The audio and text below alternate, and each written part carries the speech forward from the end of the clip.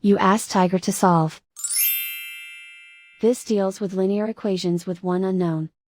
The final result is x equals -3. Let's solve it step by step. Group all x terms on the left side of the equation. Subtract 6x from both sides. Group like terms. Simplify the arithmetic. Group like terms. Simplify the arithmetic.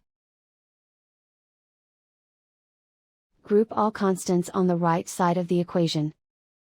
Add 9 to both sides. Simplify the arithmetic.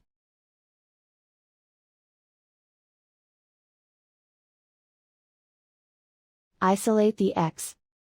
Divide both sides by -8. Cancel out the negatives.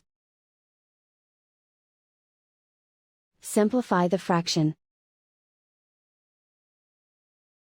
Move the negative sign from the denominator to the numerator. Find the greatest common factor of the numerator and denominator. Factor out and cancel the greatest common factor. And so the final result is x equals -3.